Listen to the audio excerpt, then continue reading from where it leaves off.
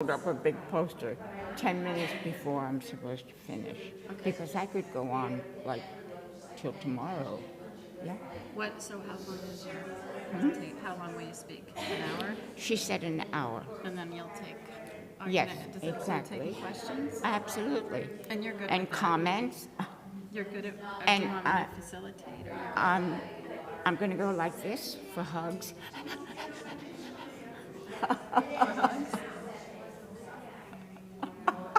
I don't think you'll need to, but okay. All right, I'm going to go put my purse down next to this one. Right in the front row so I can go. Good.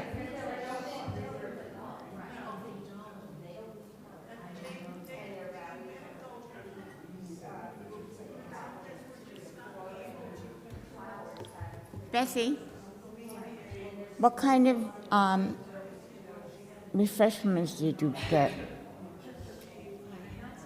Cheese and grapes, pumpkin muffins and chocolate oatmeal chip cookies, and clementines. But what will you have for the audience? That all stuff is for me, right? Right now? There should be an apple cider. Homemade, right? I squished it myself. My feet. Yes, exactly. So I'm gonna just give you a very brief introduction. So how many people will be here? I think this room is gonna be about 45 and another 15 watching on the stream. How do I give the link to somebody, my best friend? To stream now? Or to watch it No, later? to watch it later. We'll let you know later, it's not ready yet. So after it's over, somebody comes and does something, they make the file, and then they send the link. So they'll send that to me, I'll send it to you, and you can just forward it. Great. So others are watching this on Yes, Live, the live stream. like Michael. Yes, there's 15 people that are watching it. Plus whoever else didn't sign up but wants to watch is gonna turn it on. Great. And then the recording will have to be out. Just getting everything set. I'm not sure that I'll be able to hold the picture, That's fine. but we can also, if you want to pass the book around, or you can hold it here. We can... No, because it's all marked up. Oh, okay. Give me one job to do, and I can't find different glasses. I've looked at it. What are you looking for? Glasses. Oh, cups. So in the kitchen. Yes. To your left, all the way in the back. Yeah. And the last cabinet in the middle. So you want us to use the kind that have to go through a dishwasher? And I didn't see any disposable. I saw all those that you're talking about. Okay, well, I'll be right back. But we're in good shape. Well, we're at 2:50. Okay, so 5-10 minutes. Exactly. Is that good? It's fine. I'm gonna go help them find Giving things. people a chance to kind of acclimate. and Yeah. see. Okay. All right, I'll be back.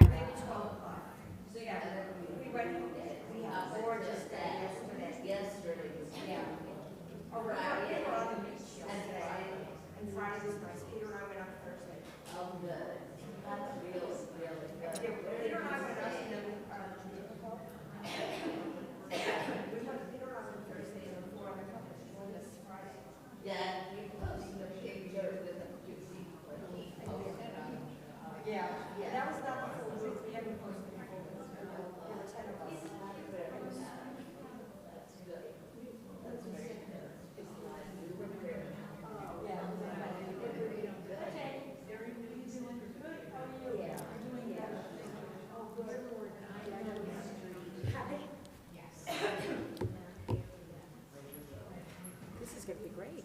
I'm so glad you're able to do this. Me too. So I read your book, and I got a question for you.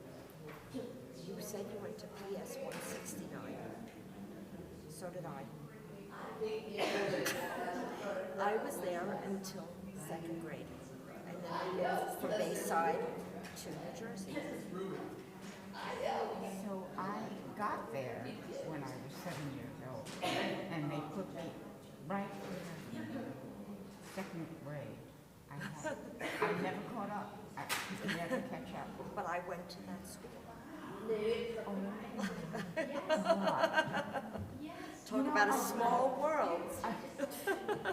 Granted, we weren't Sometimes there at it's the same time, but So- I mean, I can picture that school. You can? Yes. Oh, I can picture the hallways. I can picture the There. gym, and I remember doing certain songs in the gym. And Yes, exactly. I remember when the teachers went on strike, and we had to get our packet of work to do at home while the teachers were on strike. Oh my God. In '69. I mean, yeah. So when I read PS 169, I was like, Peter, look at this. Nothing happened by chance. Yeah. So that was strange. It's a small world. Small. It Sometimes was too quite a small. story. I loved reading that book. Really quite a story. A lived life. Yes. Very loud. Yep. Well, that's great. Thank you, my darling. Oh, you're welcome. PS 169. Yeah, on I wonder if that Bayside. building hasn't been torn down and made into a Probably. co-op or We something. lived in an apartment building that was in a group of apartment buildings. We were on the 6th floor. We walked to the school, right on near Northern Boulevard, 211th Street. Oh my God. And I lived down 164th. And I think I must have walked to school as well. Well, everybody walked at that point. Yes, It was all local schools then. Can you imagine having your kid walk alone? Now, Oh, that many blocks? Yeah, not. no way. No. They might not come back home. Yeah. All right.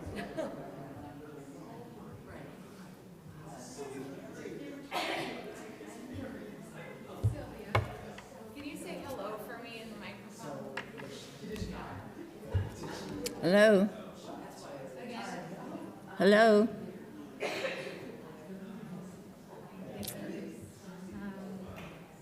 All right, people are milling in. Sound is good. Would you like an easel, or you're gonna hold them up? Yeah, that'll be okay. Okay.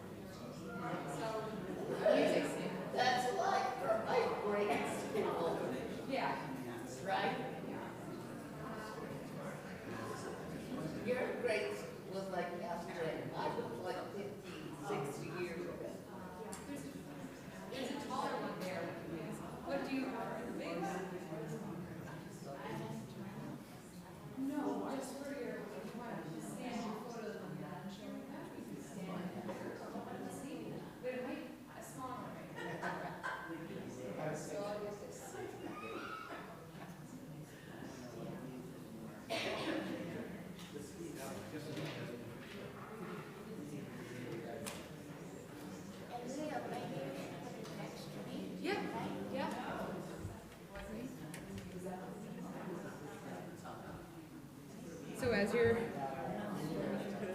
put them here.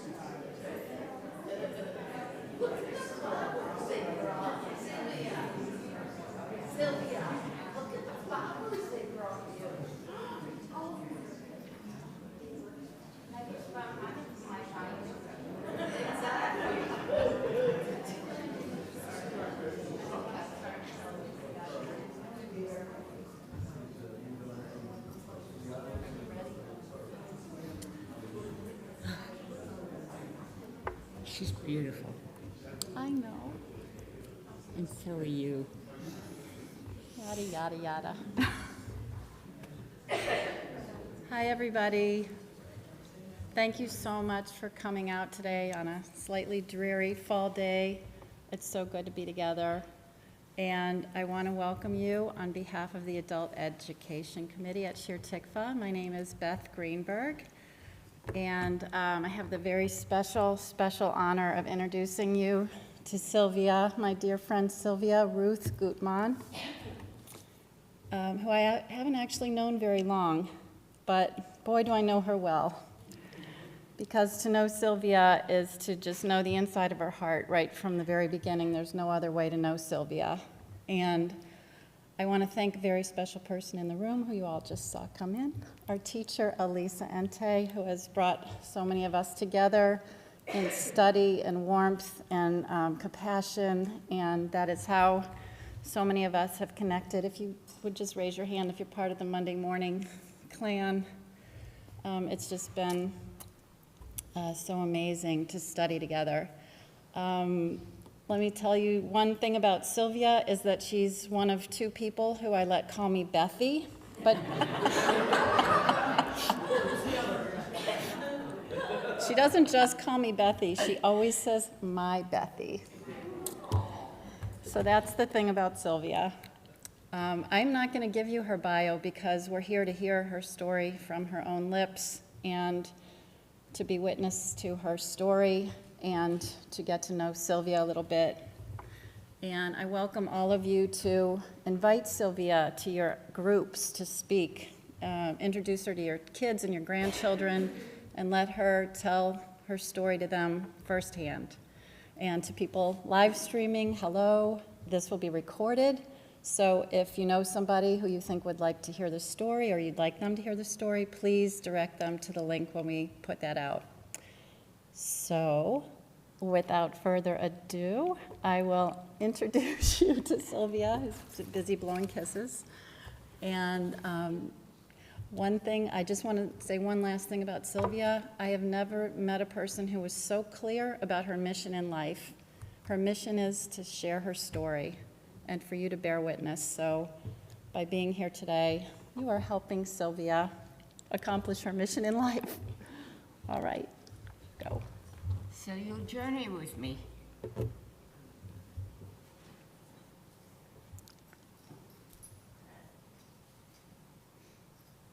I'm walking alone with the doll that a social worker gave me in Switzerland. I'm 7 years old, an orphaned refugee, traveling with my two sisters to America. This is my first memory. I have no memory of the first 7 years of my life. My parents were Berliners. They loved Berlin. They had a wonderful life. My older sister, Rita, was born in 1932. Susie followed a year later in 1933. My father was an opera lover. My mother was a housewife. They lived in Prenzlauer Berg, which is very similar nowadays to walking the streets of Soho or Boston.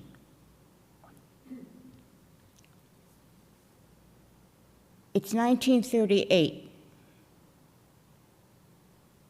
the time of Kristallnacht, or the night of the broken glass. And it is only then when my father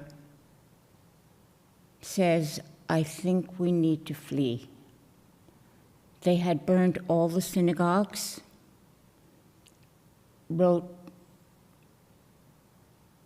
on the Jewish businesses, on the glass, they wrote, don't go here, and they smashed the windows of the stores. And it was a very threatening time. It took that for my father to have fled. So with 2 little suitcases, you couldn't show that you were actually fleeing because your neighbors would report you to the Gestapo. So they just made out like they were going on a small holiday. Left everything in the apartment and fled first to France, to Paris, where they could not find any housing, and eventually went to Antwerp, Belgium. I am born in a Catholic hospital in 1939. My father did not come to my birth because he looked way too Jewish, and they named me Ruth, actually. That is my first name. And Hitler invaded in 1940, so they had to flee again. And we ended up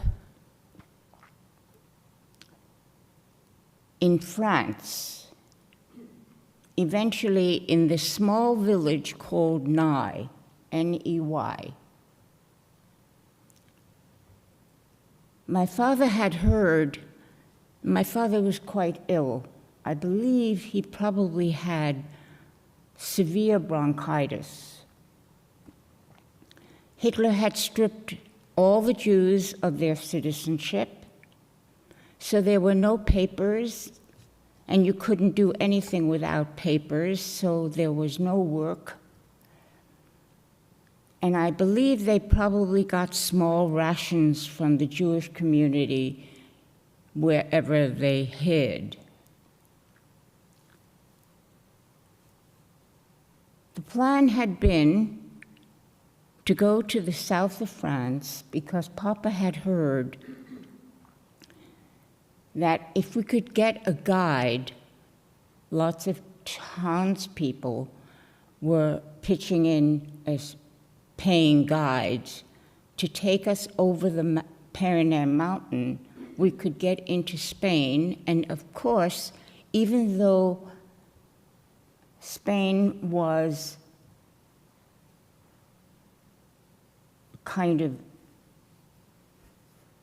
a government that attached itself to the Hitler regime, Franco was the only border that was open to fleeing Jews.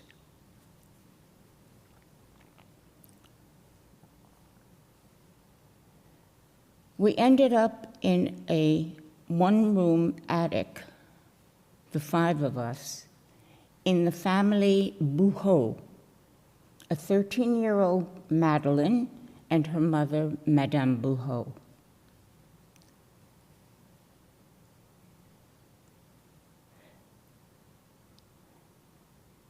(1942). My father is gravely ill and bedridden. There is a knock on the door, and this had been a free zone until 1942. There's a knock on the door. There are 2 gendarmes, French police, Nazi collaborators. They have come to arrest us. I am 3 years old. Rita is 10. Susie is 9. Papa is screaming from his bed, "Don't take my family. Don't take my family." My parents could not speak French.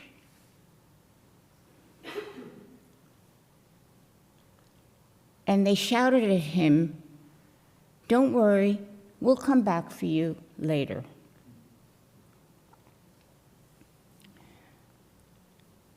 I am wrapped around the neck of my mother. My two sisters are one on either side, and we are walked with the gendarmes, my 34-year-old mother, 3-year-old me, 10-year-old Rita, 9-year-old Susie. We are walked down to the village square. Lots of buses are lined up. All the Jews had been found hiding. There'd been a huge roundup. And we are bused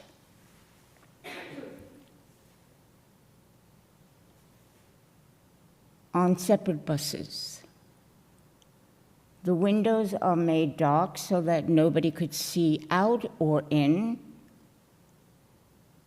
And before the window is darkened, my mother sees that my father somehow had crawled down and was hiding behind a tree. And she kind of whispered, because you were not allowed to speak, she kind of made with her mouth, "Go back, go back. Geh zurück, geh zurück."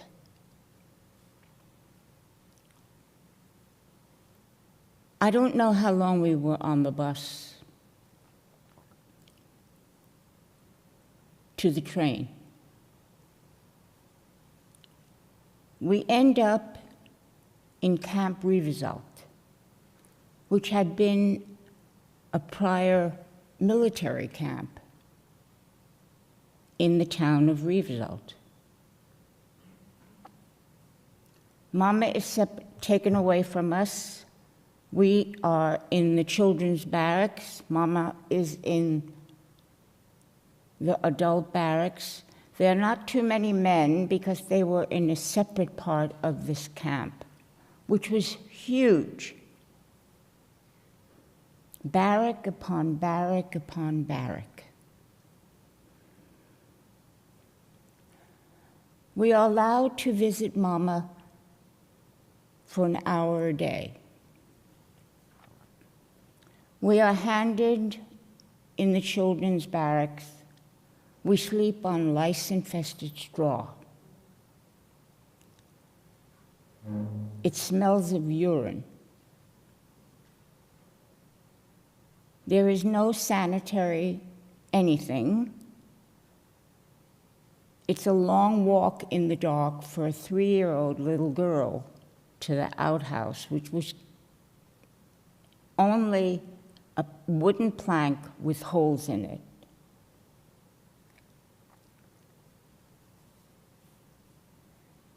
Every day we are given a half a cup of rotten tomato soup and a slice of hard brown bread.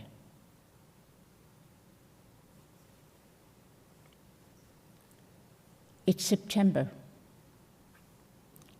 1942. Mama comes into the barrack very early. We were sleeping. I was trying to rub the sleep out of my eye. And she whispers, "My little girls, you have to get dressed and meet me outside. There's a roll call." She helped me dress. Rita dressed, Susie dressed. We went outside. Mama was standing on the grown-up line, and we were led to the children's lines.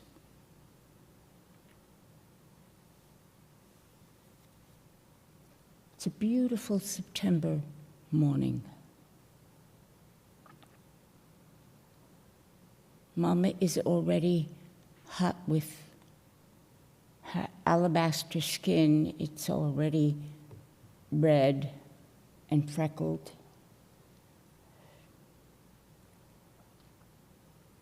And there's a guard, a Vichy guard, is talking through his megaphone, giving instructions on what to do. And he says, When your name is called, and there were rows of tables with townspeople sitting behind them with lists of names.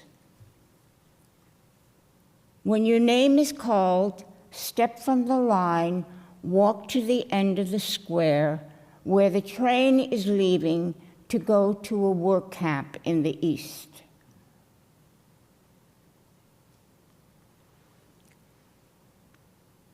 Sylvia Gutmann. Mama steps from the line. Her green eyes and red hair and alabaster skin, my 34-year-old mother is told to go to the end of the square, which is the size of 2 football fields.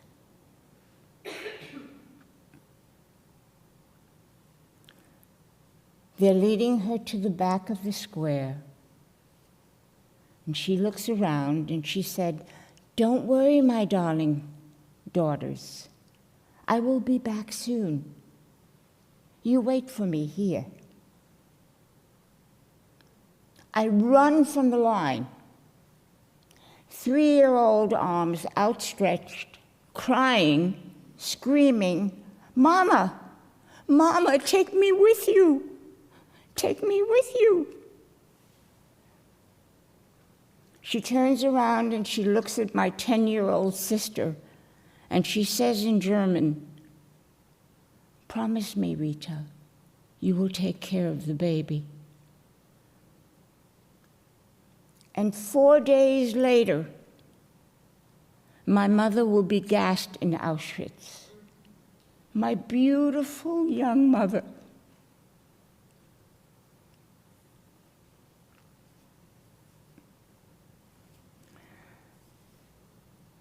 We went back to the barrack. It was empty now. All the parents had taken their children. 250 young children went with their parents on that convoy. Not allowed to grow up, to become husbands and fathers and uncles and aunts. I don't know how long we were in the barrack alone, but a lady came. She told us to call her Mama, and she took us out of the camp,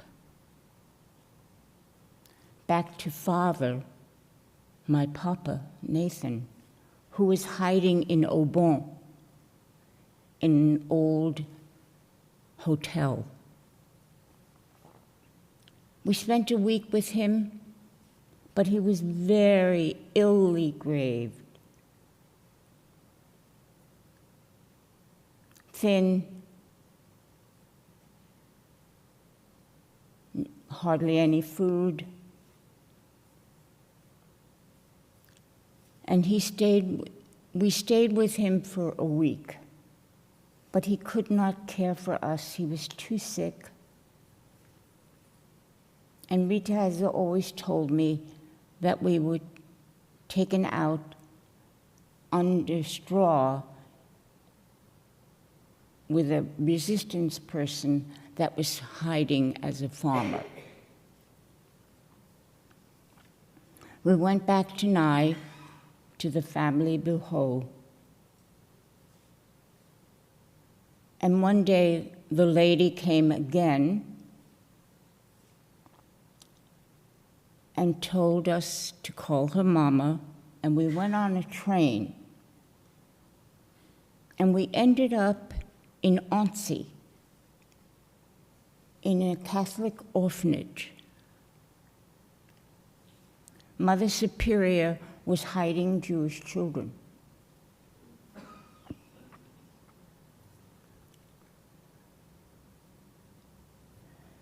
When the Nazis, who had finally now invaded,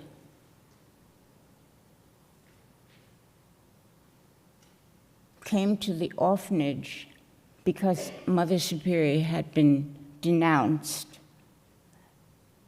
they asked for the Jewish children. And she said, "My children are sleeping, and I cannot wake them now. Come back in the morning." And they left. And she called the lady again. And the lady took us out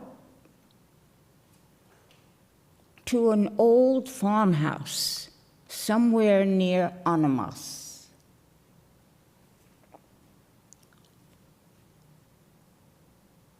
A couple of weeks later, 3 people came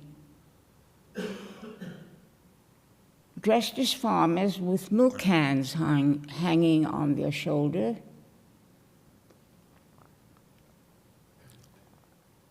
And they put us each on a bicycle, on the back of their bicycle, and they wore masks, like here. And they pedaled us to the border of Switzerland, which I found out many years later had been Papa's plan.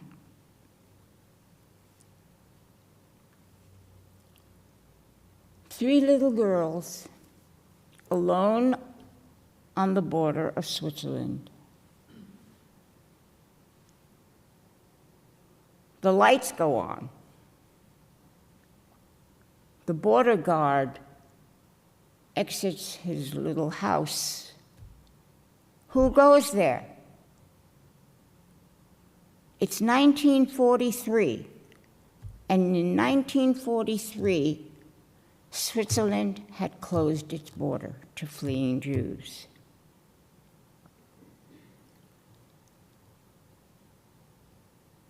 He comes out, he takes a look at me. I am burning up with fever. He calls his wife, and he lets us into Switzerland.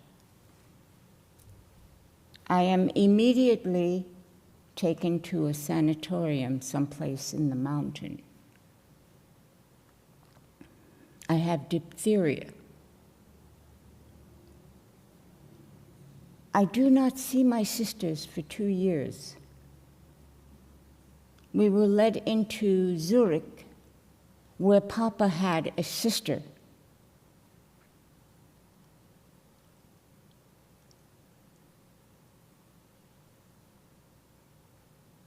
Eventually, I'm out of the sanatorium,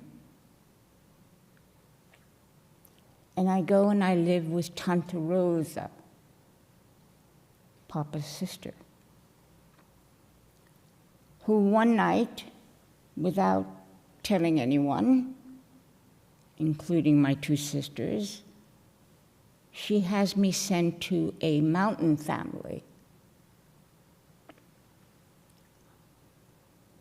I am found abused by the social worker who had been told by one of the townspeople that I have been found on the railroad tracks, all alone, dirty, and hungry. She comes and I live with her in Zurich, and she gives me this precious doll, my baby.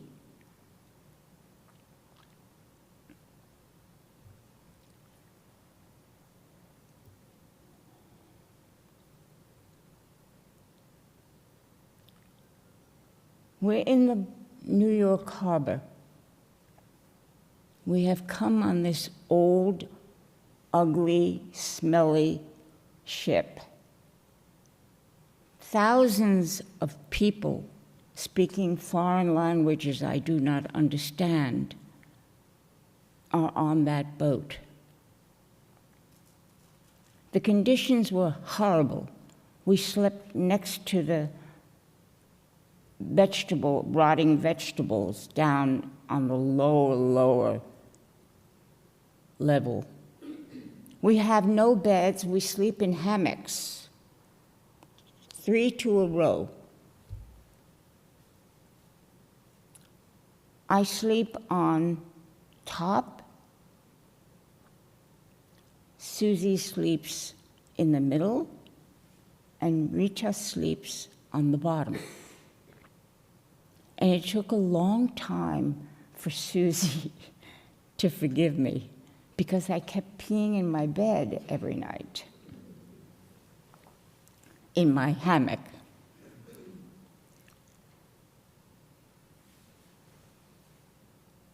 We land in New York. My first real memory is seeing the Statue of Liberty. I did not know what it was because I shouted from the deck, the lady with the torch. And somehow, even though I was only 7, I knew that she represented something big, that lit up torch. There's a dock worker strike. We can't get off the ship. And one day, there's a tugboat that comes close. And before I know it, a bald-headed man boards the ship on this rope ladder that they had out of the deck. And he calls out our name. And we raise our hand. We're here, it's us. And he walks over and he's holding a basket. And he asks in German, I am your Uncle Sam, your mother's favorite brother. My mother apparently had 11 siblings, most of whom were killed. He opens the basket and he takes out a small package and he puts it in my hand.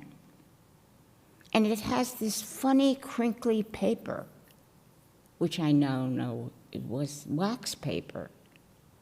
And I open my gift, and it's 2 slices of white bread. I'd never seen white bread. And it is lined with mayonnaise and tomatoes. And I wore that mayonnaise and I wore the tomato everywhere. I had never tasted anything so delicious. And of course, I loved him immediately. Every day, he comes with the basket. And one day, he comes with a woman, a beautiful, dark-haired woman. And he said, this is your Aunt Gertie, my wife. And he takes us home. Rita and I go to 645 West 160th Street in Washington Heights, New York. Susie goes with Tante Bella, which was my papa's family was not as nice as the Kleinmans. And Susie goes to Tante Bella, 10 blocks away.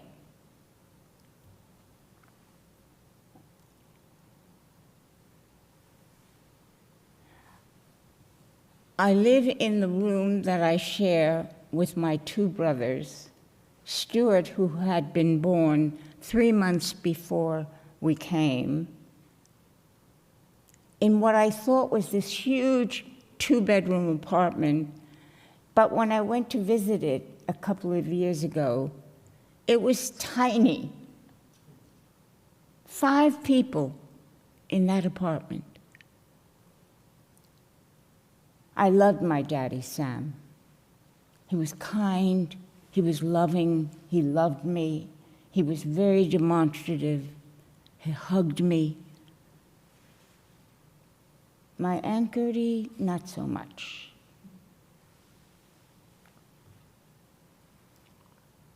I was a child. I was a broken,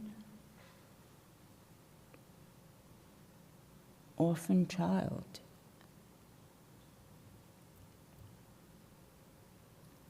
So I had a lonely childhood. Daddy Sam worked every day except Sunday when he played soccer. And my Aunt Gertie, who I was never able to call Mom,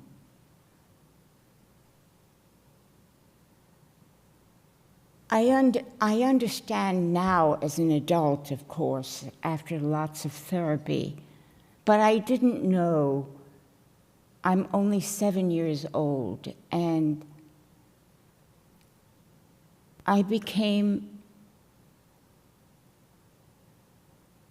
she did not treat me well.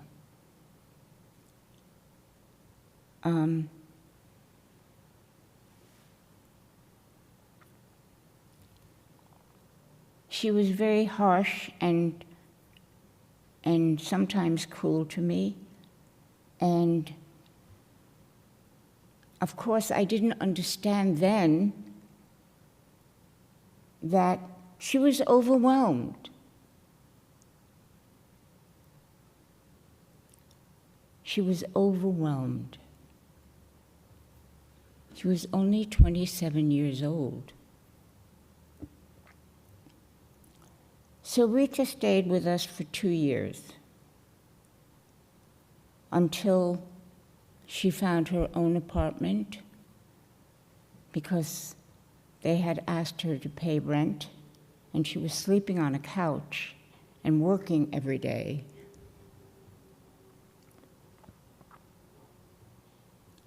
She was my strongest ally. She protected me. She was my surrogate mom. And now she was living far away from me.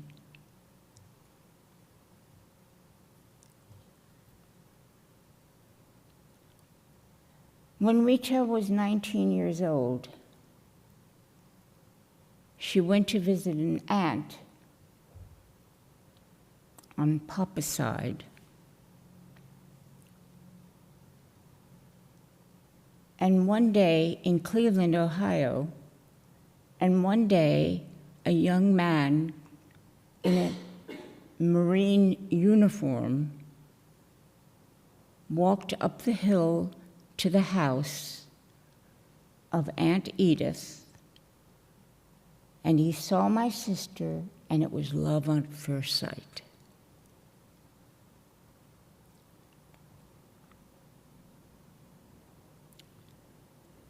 I remember going to the wedding. I think I was 13 years old. And I sat on every woman's lap and said, "Will you be my mommy? Will you be my mommy?" I did that for a long time.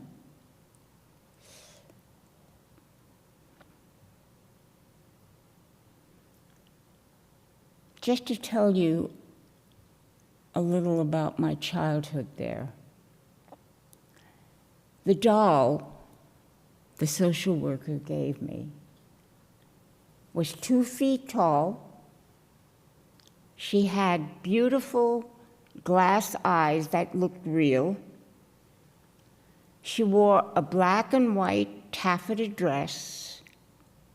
She had real hair that I thought was real.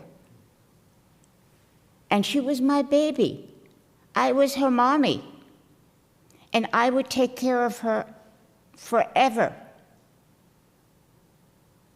And every morning before I went to school, I would sit her on my bed against my pillow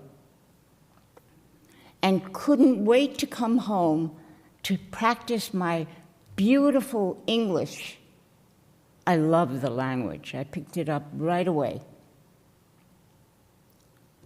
Maybe I really liked the way I sounded when I talked, the sound of my own voice. And every day after school, I would come home and say, "Mommy's home." And I'd wash her hair, and I'd make a big fuss over her. And one day, I came home from school, and she wasn't there. And I looked everywhere. I looked everywhere. And I'm finally looking under the hand-me-down bed that I used. And I hear Aunt Gertie behind me. And she says, "You looking for your doll?" I said, "Yes." She said I threw her away.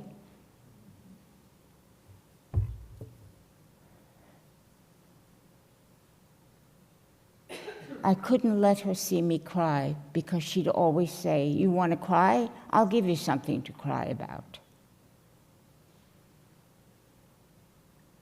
My baby.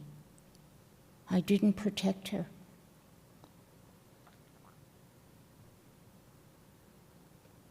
That was a big thing for me.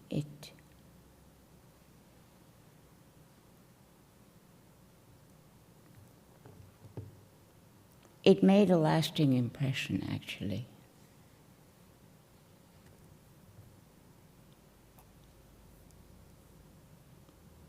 Maybe that's why I'm such a mama, and my son is my cub.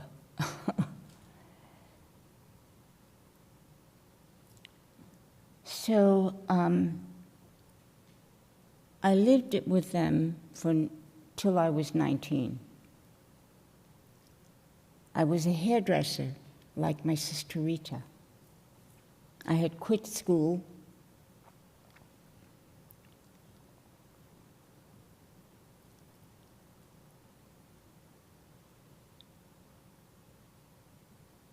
Daddy Sam had been showing some signs of something to come. He was dragging his leg. Eventually, Gertie would have to get on the ground and move his feet.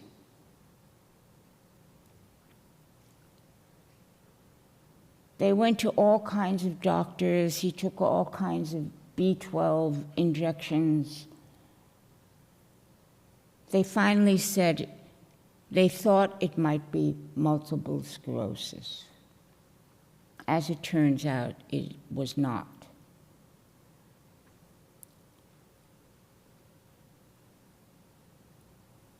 When Gertie was 47, she had a massive heart attack, and she died.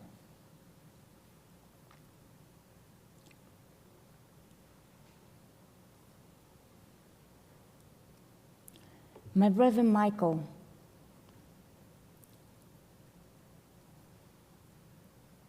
when I first came into that house, a 7-year-old orphan refugee,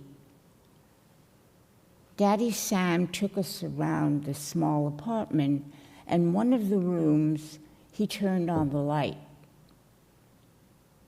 And this little boy, tow-haired little boy, he was 4 years old, stood up in his bed, rubbing his eyes, and he reached out his hand and gave me the biggest smile, and I had been welcomed. And that was my cousin, but because I was adopted, he was my brother Michael. I loved him from the start.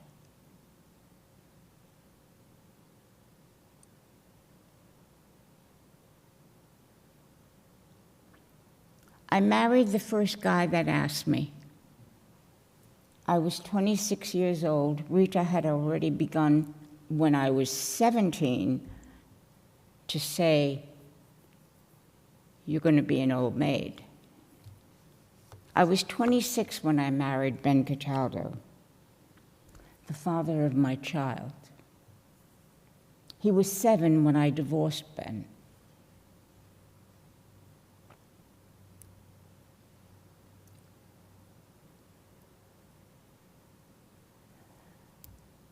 I thought marriage meant a little house with Pomeranians in the box windows, happily ever after.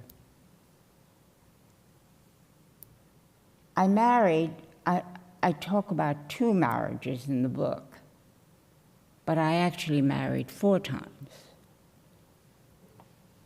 No wonder Elizabeth Taylor was my hero.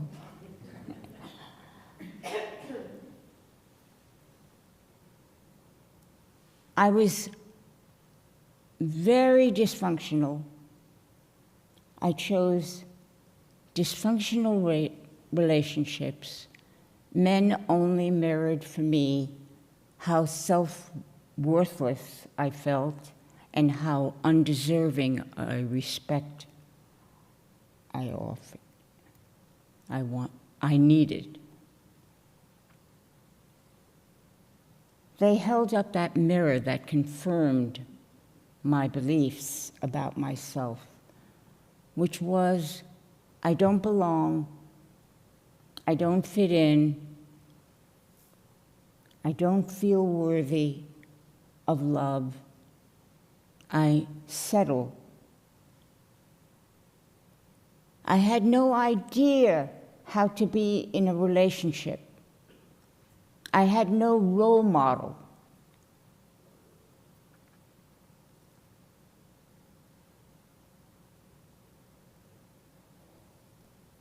It's 1993. Actually, it's 1989. I am living in La Jolla, California, San Diego. I talked to my sister Rita, who has moved with her husband finally to get away from those dark, awful winter days in Cleveland, Ohio.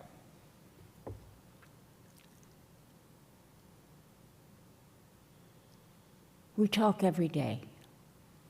And every day, she begins to sound stranger and stranger. My sister had this beautiful laugh, and especially when she would talk to me, I could see her whole face smiling. She loved me unconditionally, as messed up as I was, as selfish as I was, as needy as I was. I always had a place. I always had a person that loved me unconditionally. She was my surrogate mom.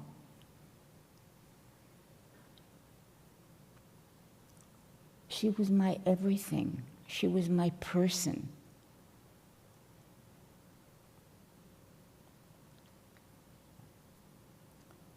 And one day she says, "I forgot to put soap powder in the washing machine." Then a week later she'd say, "I forgot my wallet and I didn't have money to pay for the bagel I got." And on, and every time she would say something that she couldn't do, I would say, "Well, you know, I forget to sometimes," or "I don't remember to keep an appointment," or I try to kind of not realize that this was wrong. I wanted her to feel that it was more common until the day that she said that her middle son, Mark, had come to visit her, and introducing him to her neighbor, she forgot his name. That's when I heard the alarm. I gave up my little house in La Jolla, took my son and my dachshund, Elmo. I love dachshunds, by the way, if you ever want to give me a present. Oh, and never give me tomato soup, ever. Yeah. And we went to Florida. When I opened the door to her condo, her face lit up, and as she walked toward me, I could see that her leg was dragging.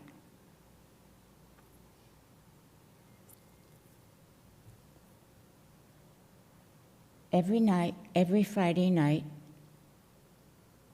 we lit the Shabbos candles in Mama's candelabra.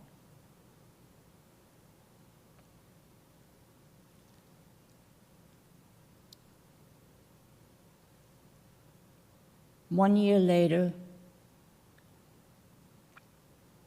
half a year later, she's walking with a cane. 6 months later, she's in a wheelchair. The year after, she's bedridden. Because I was only a sister, I had no say in the fact that her family put her into a nursing home. It took me 5 years to get the smell of the Lysol and the urine out of my nose in that nursing home. Several years later, she was moved to a new nursing home.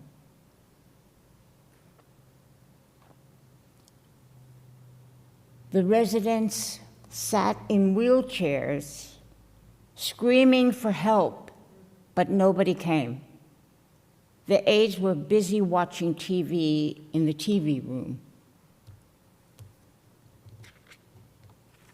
Every day, I would come and feed her until she could no longer eat or swallow.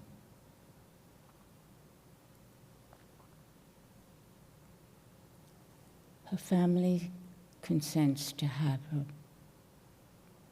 a feeding tube put in her. I cannot object. I'm not allowed.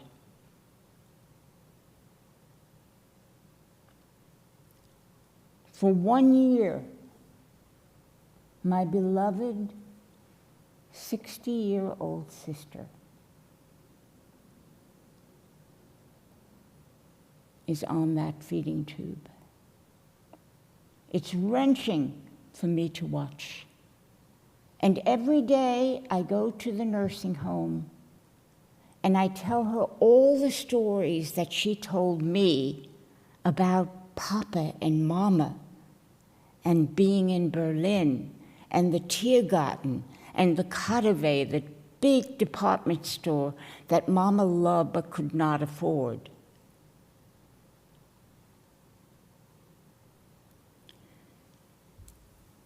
It's December 7th, 1993.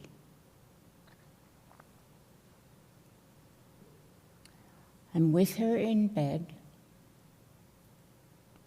They had finally taken out the feeding tube. the doctor, the new doctor, who I know was sent by God because he had red hair, demanded that there was no quality of care for her, that she'd never get better, and demanded that the family to have the feeding tube removed. I knew he was God's messenger. I wheel her outside. I want her to feel the sun on her face. And I point her face up to the sky, and I say, Mama, Papa, home.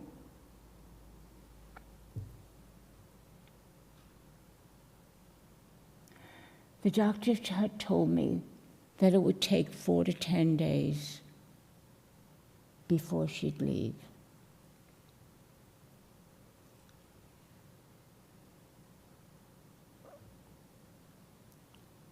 I'm by her bed. It's December 7th, and I feel very warm in the room.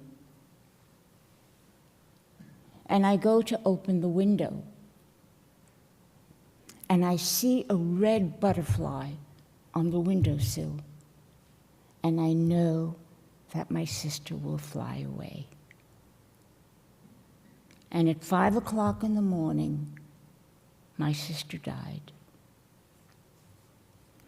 I run back to New York.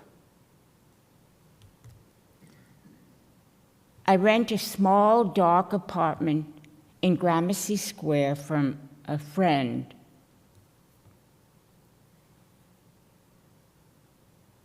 I send out resumes. I need a job. I do facials. And every day I lay in my bed in a fetal position, crying for my sister. I can't do life without you, Rita. I'm standing on the corner of 51st Street and Lexington Avenue, having just gotten out of the subway for a job interview. It's 1994. I'm waiting for the light to change to walk over to the hotel where I will do facials. I'm waiting for the light to change, and suddenly I see a FedEx truck hurtling down the street. And I'm very tired. I'm tired of fighting to live. And I step into the street wanting the FedEx truck to make it go away. And I hear a voice, and I know it was my sister, and it says, stop. And I run back to that dark little apartment, sobbing. And I call the only number that I remembered because I had called it so often. And the telephone operator answers and says, good morning, Jewish Federation, New York, can I help you? And I say to this stranger, my mother's dead, my father's dead, my sister's dead, and I want to die. And she says, a telephone operator, promise me you won't do anything rash. I will have somebody call you right away.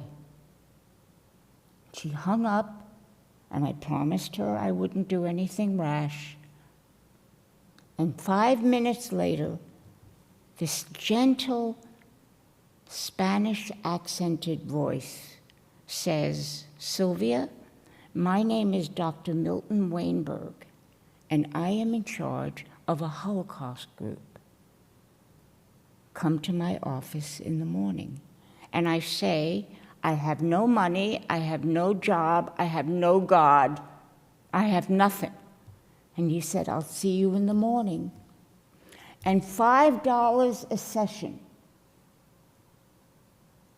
to this $250 hour, 4 times a week, which is paid for by the Jewish Federation.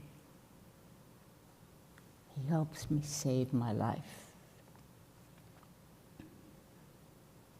It's graduation day. And Milton Weinberg gives me a hug and tells me, you're no longer a hidden child. You've come out of hiding. And I make a promise that I am going to live life out loud. I'm going to taste everything. I'm going to risk everything. I'm going to be from my heart. And I promised myself I would share this story forever.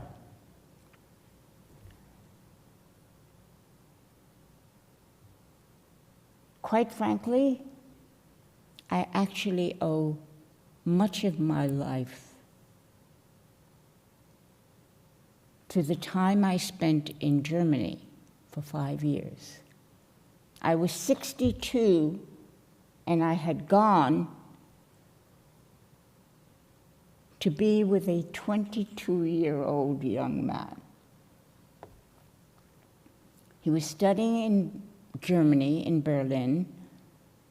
He was a Prague native. And even though we became actual friends, I understood that Rita had sent me. And I went to all the places that she told me about, the Kotterwey and the Tiergarten and the picnics in the park.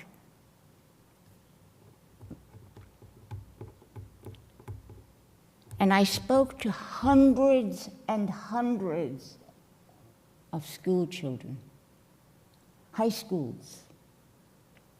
Thank you, Leah, show the sign.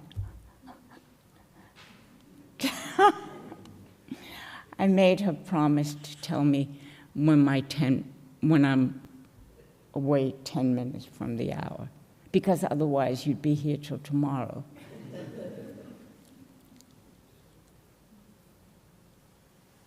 So I lived in Berlin for 5 years. I met thousands of young people. I remember my first time in a high school. My only demand was that they have to speak English, which is second language for them. And I was filled with terror. And I could feel the tension in the room. I'm an American, and I'm a Holocaust survivor. And I go around the room, shaking their hand, thanking them for coming, and I can feel the air getting lighter. And I tell my story, like I told you, minus the 4 husbands. And there's a sudden silence in the room. And I'm afraid that they're angry with me, and I'm afraid that they're going to call me, you dirty Jew. Instead, 5 minutes later, I hear 100 chairs scraping back. They stand, these 17 and 18-year-old young people stand and give me 10 minutes ovation. We love you. We'll remember your family. We'll put more love in the world. We'll never forget.